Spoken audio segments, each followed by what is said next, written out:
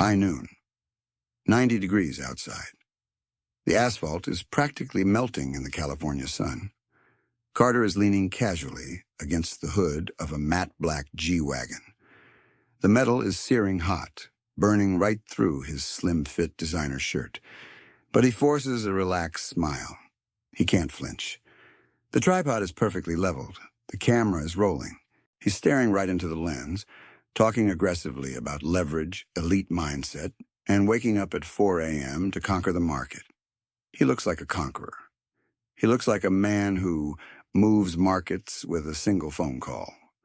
What the 4K lens doesn't capture is the daily rental agreement folded nervously in his back pocket. It doesn't capture the shallow breathing of a man living on the edge of a financial cliff. And it definitely doesn't show the $14 overdraft fee that hit his checking account this morning because he bought an artisanal iced coffee strictly to use as a visual prop for a 10-second video. Carter isn't a mogul. Carter is premium broke. Status is the most expensive narcotic on the planet, and the withdrawal symptoms are always paid in compound interest. We are living through a bizarre mass psychological experiment. The modern economic machine has convinced an entire generation of intelligent adults that their net worth is directly tied to their digital visibility. You've been sold a lie that if you aren't broadcasting your wins, your expensive dinners, and your passport stamps, you simply do not exist. Society screams at you that you need a personal brand to survive. But let's dissect the brutal mechanics of this daily performance. To maintain the digital avatar, you have to fund the digital avatar. The lifestyle creep isn't accidental, it's mandatory. You sign a 72-month loan for a vehicle you hate driving in traffic simply because your old sedan doesn't match the aggressive aesthetic of your online profile. You book the overpriced, highly curated resort in Tulum, not because your body desperately needs rest, but because the algorithm demands high-resolution proof that you are winning at life. The social feed isn't a networking tool. It is a high-tech mousetrap lined with dopamine bait, engineered by tech monopolies to make you eagerly swipe your credit card and lock the door to your own financial cage. Entire shadow industries now exist exclusively to service this pathetic illusion. Companies will rent you a grounded, engineless private jet by the hour just so you can take photos looking out the window. They will lease you a heavy luxury watch for the weekend so your wrist looks appropriately dominant on camera. And the credit card companies?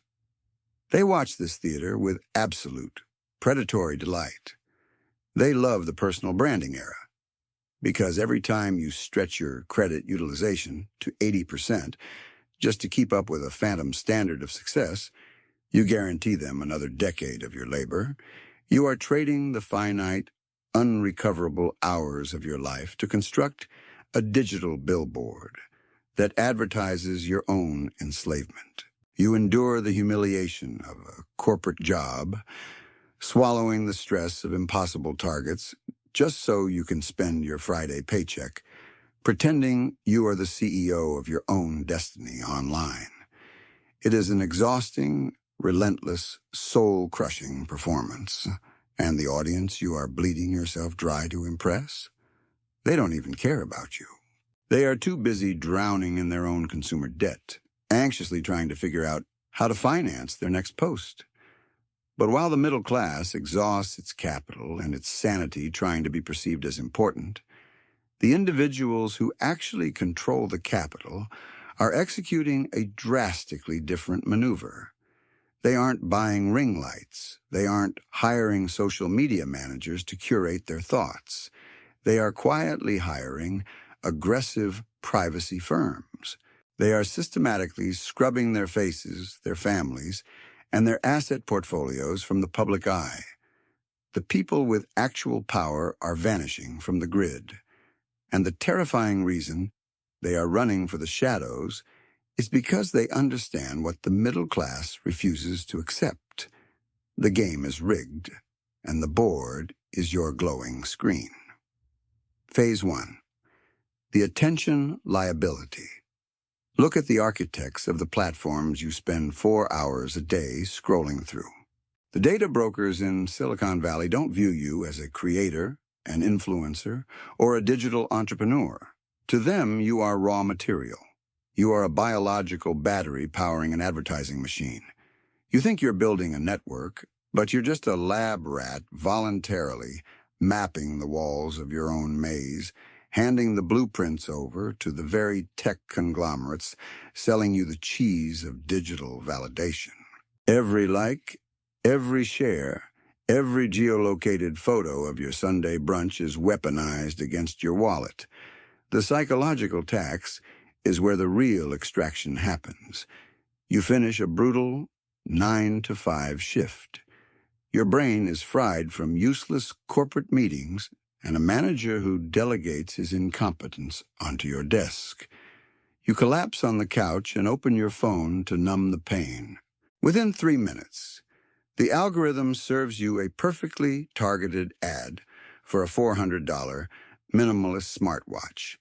It tells you this watch will optimize your sleep and elevate your routine. You don't need a watch to sleep. You need financial leverage so you don't have to wake up in a panic. But the exhaustion makes you weak, and the friction of the checkout process is practically zero. You hit that buy button. It's retail therapy masquerading as self-care. It is the tragedy of the modern worker.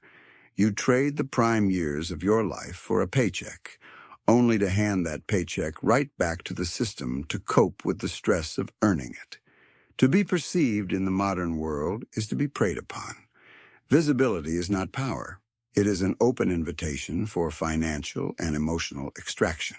The moment you declare your income bracket, your tastes, and your insecurities online, you invite the vultures to the dinner table.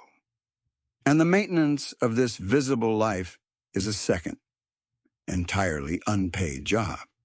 You are the PR manager of a mediocre existence. The anxiety of keeping the avatar updated drains the cognitive bandwidth you should be using to plot your escape. You lie awake at night wondering why your engagement is down, completely oblivious to the fact that your net worth is plummeting right alongside it. The system keeps you staring at a glass screen so you never look up and notice the iron bars closing in around you. Phase 2. The Panopticon Tax. Every time you post, you are paying this invisible tax. It's the silent anxiety that someone from your past is judging your vacation, forcing you to upgrade from a perfectly fine, affordable hotel to a luxury resort you have to put on a high-interest piece of plastic. You are funding a lifestyle for an audience of strangers who wouldn't lend you $100 if your engine blew out on the highway. The tech giants know this. The credit card issuers rely on it. They engineered the feed to exploit your primal human need for tribal acceptance, turning your deepest insecurities into their quarterly dividends. You are bleeding out digitally, one status update at a time. And the worst part isn't the emotional drain. The worst part is what happens when you run the actual numbers. Let's do the math the algorithm prays you never figure out. Let's look at the brutal opportunity cost of vanity. Meet Chloe. She makes $85,000 a year as a corporate strategist. On paper, she's comfortable. On her feed, she looks like a venture capitalist. But Chloe is suffocating under the crushing weight of her own visual maintenance. She leases a $65,000 European SUV, not for the German engineering, but because the steering wheel badge looks great in her daily coffee stories. She drops $500 a weekend on curated brunch spots, premium fitness memberships she never attends, and fast fashion outfits worn exactly once before they are deemed digitally useless. Between the inflated car note, the aesthetic dinners, and the constant wardrobe rotation, Chloe is bleeding out a minimum of $1,800 every single month. She justifies it as building her personal brand. Here is the cold, surgical math that destroys that illusion. If Chloe deleted every single social media app today, took that $1,800 and quietly dropped it into a boring, invisible index fund, the trajectory of her life alters permanently. Assuming a standard historical return in 20 years, she wouldn't just have a safety net. She would sit on a mountain of over $1 million, liquid, compounding, untouchable by any corporate boss or economic downturn. But she doesn't. Instead, she voluntarily hands over $1 million of ultimate freedom, just to get a temporary hit of dopamine from acquaintances who will forget her picture the second their thumb swipes up. She isn't buying a luxury lifestyle. She is financing a high-end mousetrap just to make the other lab rats jealous of her cage. Every dollar you deploy to project wealth is a dollar violently ripped away from your actual net worth. You are literally liquidating your financial future to subsidize your current ego. And this leads to an undeniable reality of modern human nature. The individuals screaming the loudest about their success online are always the ones standing closest to the financial abyss. They have to manufacture the illusion of winning on camera, because if they sit in silence, the reality of their negative net worth will crush them. True power doesn't need to post a receipt. This is the exact reason the actual 1%, the individuals who control the board, are executing a mass, coordinated exodus from the public square. They have run the calculus of exposure. They realize that in the modern era, public attention is no longer a tool for leverage. It is a massive, unmitigated liability. When you broadcast your movements, your purchases, and your location, you become a walking target. You invite frivolous lawsuits. You attract the parasitic envy of the masses. You flag yourself for aggressive audits.